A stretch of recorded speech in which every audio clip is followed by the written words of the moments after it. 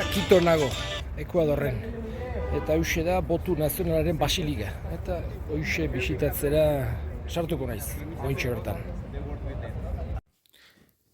Tenplua benetan haundia eta altua da. Ameriketako altuena izatera iduzten, eta gaur egun ere altuenetako bat dugu. Eta 19. mende bukaeran hasi ziren eraikitzen, eta batez ere Jesusen bihotzari dedikatua dago. Kontutan izan da, Jesusen bihotzari Ekuadorrek egindako konsagrazioa, García Moreno presidente zela. Estiloa neogotikoa da, garbi-garbia, eta esan genezake naiz eta 19. mende bukaeran hasi konstrukzioa, 20. mende hasieran hasi zela ja martxan. Hor Julio Montebello apez bat egotu zen, Jesusen bihotzaren oso devotua, eta berak esan genezake bultzatu zuela asko hemengo obra hau, hemengo elizau. Eta 1924 ja martxan jarri zen. Kapila asko daude, eta pixkat ikusiko dugu hemengo kanta bat entzunez. Hemengo kanta eukaristiko bat entzunez ikusiko dugu pixkat tenplua.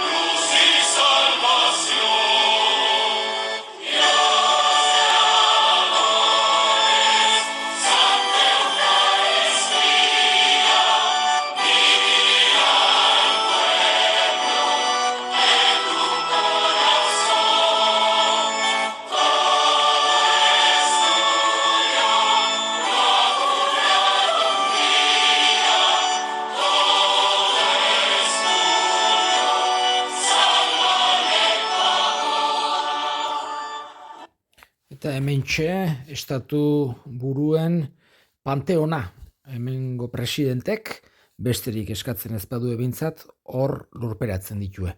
Eta badauke aukera, tenplu honek gora eiotzeko. Eta goitik izugarrizko bistak dauzka, Quitokoak. Hor pare ikus dezakegu paneziloa. Eta hementxe gaude goi-goien, bertatik earki ikusten da.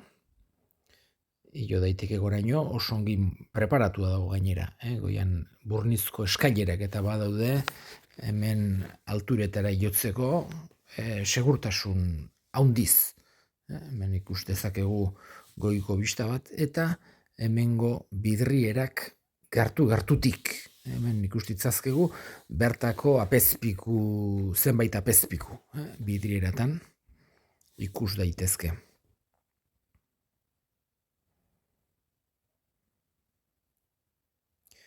Izugarrizko rosetona baiten eduke elizonek ikusgai. Eta hemendik ikusten dira bidorreak eta atzean Paneziloko Ama Birjina.